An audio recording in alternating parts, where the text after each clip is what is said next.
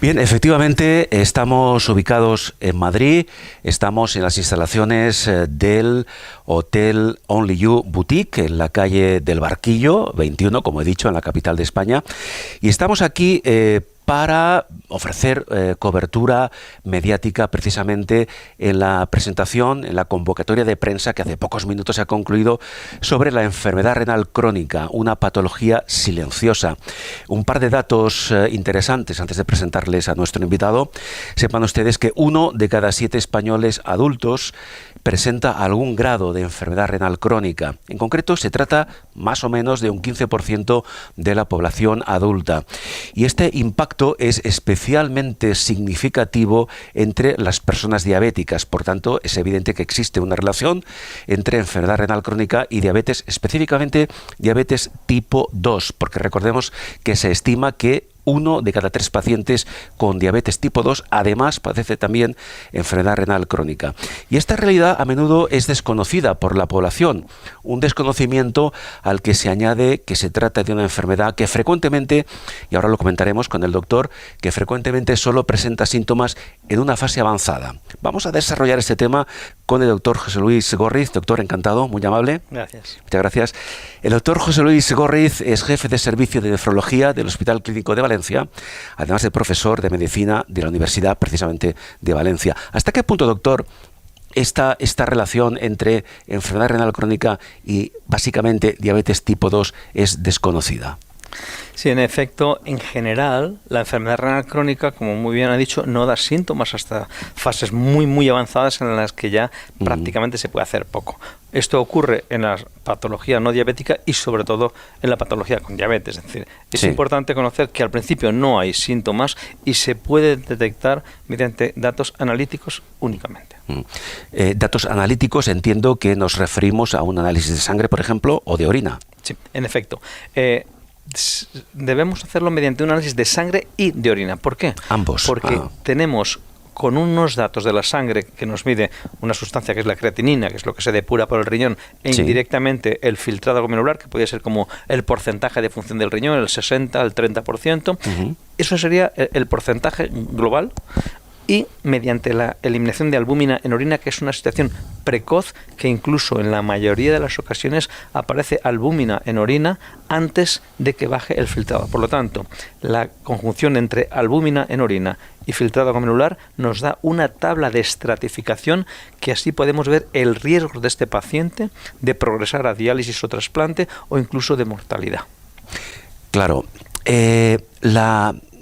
Yo daba antes unos datos de cierta prevalencia de la enfermedad de ambas, en la relación que existe entre ambas.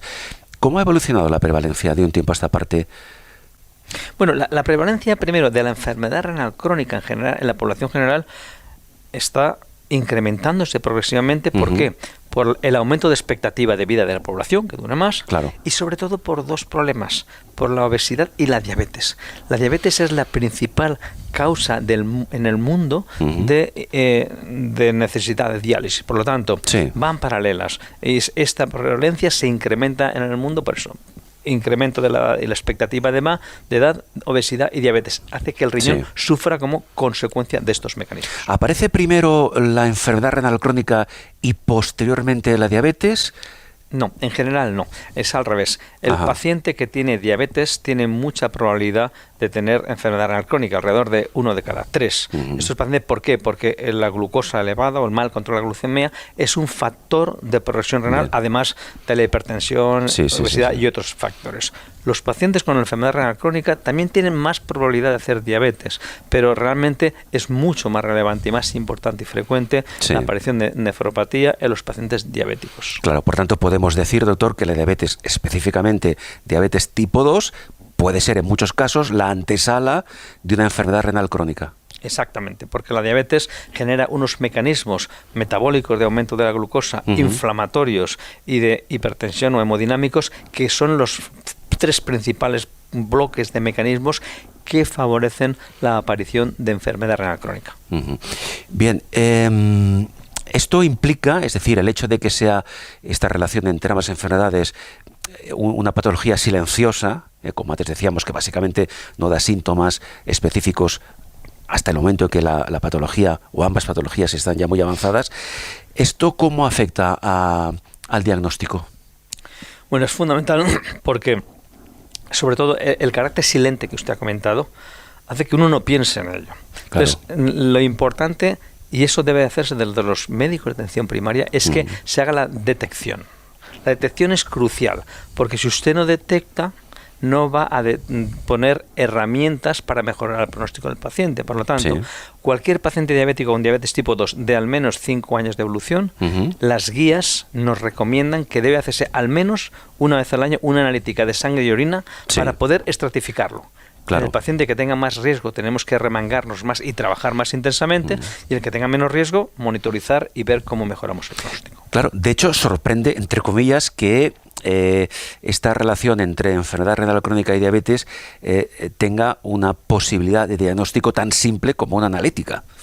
Es así de increíble. Es decir, claro. Realmente a veces nos hemos echado las manos a la cabeza ¿por qué no se soluciona esto? Claro. Quizá las herramientas tienen herramientas a nivel de gobiernos, de autonomías, porque es tan sencillo como hacer un clic en estos pacientes, pero la orina ha costado mucho a la población mentalizarse de que forma parte de la analítica global del riesgo. Entiendo que en principio es el médico de cabecera, el médico de familia, quien inicia este proceso de diagnóstico y que luego, en muchos casos, o en todos, no lo sé, lo deriva al especialista. Sí, en efecto. El médico de familia es realmente el héroe de esta película.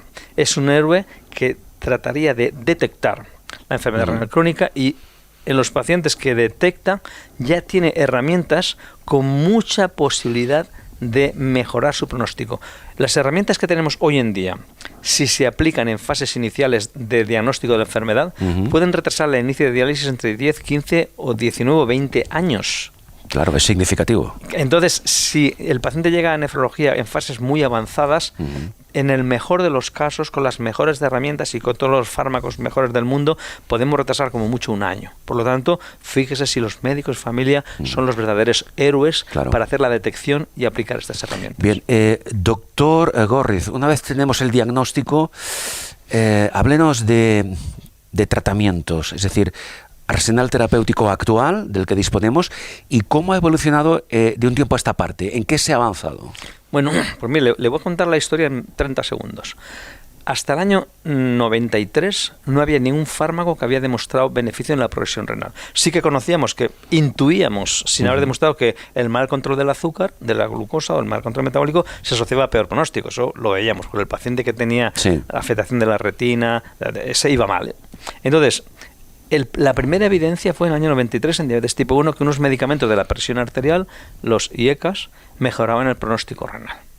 Tuvieron que casi 10 años y en el año 2001 los bloqueadores del sistema renina-angiotensina ARA2 demostraron que la nefropatía diabética retrasaban el pronóstico y retrasaban la progresión a diálisis. Fantástico. Sí.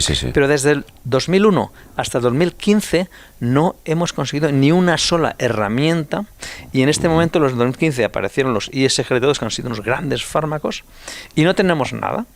Desde el 2015 estos fármacos ya están implementados como obligatorios en las guías, y ahora tenemos un tercer fármaco, que es finerenona, que va a completar este mecanismo de 3 pilares para un abordaje global. Probablemente vienen los agonistas GLP-1, que recientemente han demostrado también beneficio renal, pero tan recientemente como hace semanas.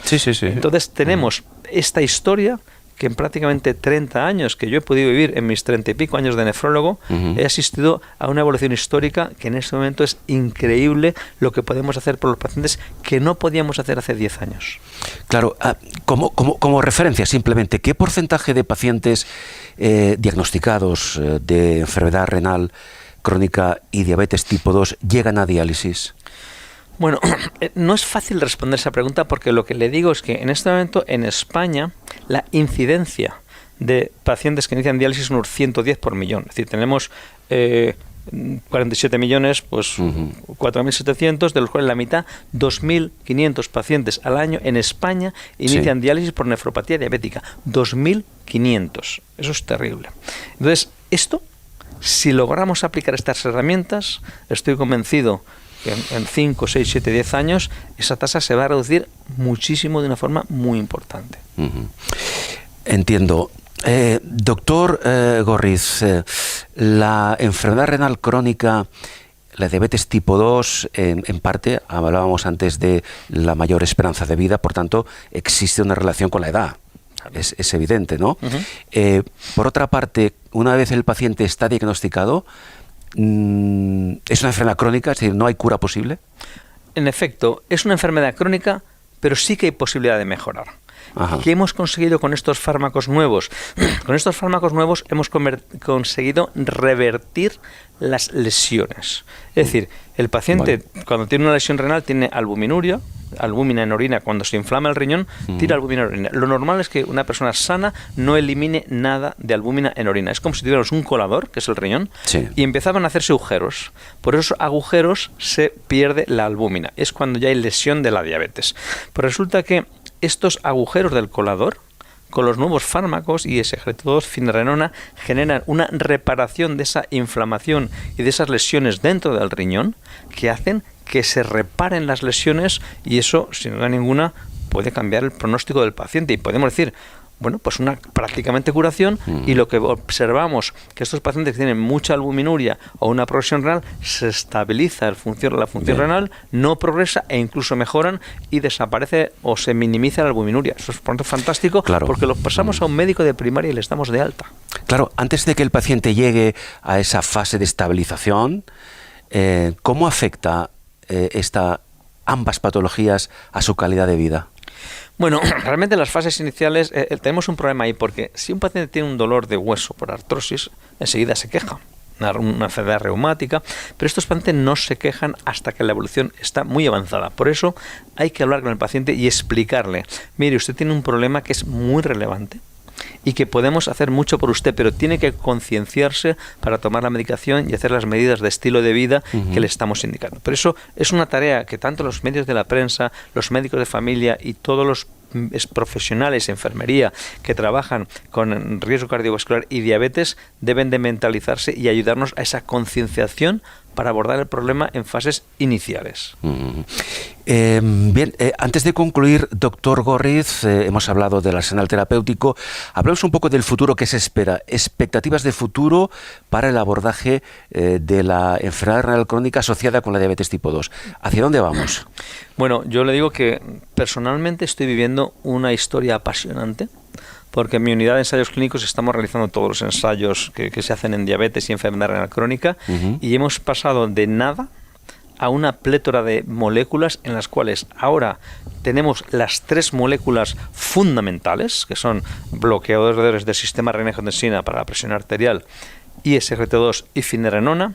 En muy breve periodo de tiempo se va a añadir agonista receptor de GLP-1, un estudio que ha demostrado, el estudio FLOW, que mejora la progresión renal, y ya hemos hecho estudios en 2 nuevas moléculas, activadores de guanilato ciclasa, que se ha publicado este mes, y inhibidores de la endotelina 2, que van a completar. Pero fíjese lo alucinante que es esto.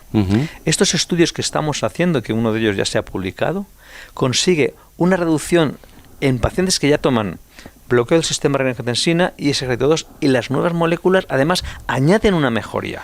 No, a veces añaden un fármaco y no consigue beneficio. Es decir, estamos añadiendo para reducir el riesgo residual de una forma muy importante. Esto puede que haga que no desaparezca la enfermedad renal de la diabetes, pero que se logre controlar en fases muy iniciales, y yo le garantizo que en los próximos 5 o 7 años hay nuevos resultados de nuevas moléculas muy esperanzadores para estos pacientes con diabetes. Pues me complace mucho, doctor Gorriz, acabar la entrevista con buenas expectativas de futuro, y esperamos que todo ello redunde en una menor prevalencia y sobre todo en que el paciente diagnosticado pueda disfrutar de una calidad de vida mucho mejor incluso de la que tiene ahora, que ya es bastante evidente precisamente por el gran trabajo que realizan los nefrólogos y, por supuesto, el médico de familia. Doctor Gorriz, muchísimas gracias, muy amable. Así es, esto va a ser así, y no solamente que mejora su calidad de vida, sino que va a conseguir mejorar la calidad de vida de sus familias y sus cuidadores. Creo que estamos en un gran momento para la diabetes y sus complicaciones como la nefropatía. Claro, y por cierto, que no se me olvide, ya que hablamos del tema, la enfermedad renal crónica asociada a la diabetes tipo 2 también es un dato, digamos, económico, pero que es una carga también a nivel del coste por paciente, que creo que está, por paciente, enfermedad renal en fase 5, es superior a 16.000 euros. Sí, en efecto. Claro, es una carga importante. Nosotros hemos hecho un estudio que hemos publicado analizando 26.000 diabéticos de nuestro departamento. Tenemos un análisis de Big Data, de datos reales, en el que el coste del tratamiento, estos tratamientos en fases iniciales... Hablamos de coste anual. Anual, coste anual, entre 1.000 y pico euros, puede que un poco más. En fases iniciales, a medida que avanza la enfermedad renal crónica, se duplica, se triplica. En fase 4 o 5, sin diálisis, está en lo que usted ha dicho, unos 16.000 euros. Y en el momento que se inicia la diálisis es tremendo, para un paso a 40.000 euros al año por paciente. Bien. Entonces, las actuaciones en fases iniciales, sin duda ninguna, no solamente van a disminuir, a mejorar el pronóstico del paciente, sino a mejorar el gasto sanitario, porque le recuerdo que el 0.01%, que son los pacientes en diálisis de nuestro país, consumen el 3%, más de 60 veces lo que le tocaba de presupuesto sanitario, solo considerando en diálisis. Por lo tanto, es un momento y es una área que hay que trabajar.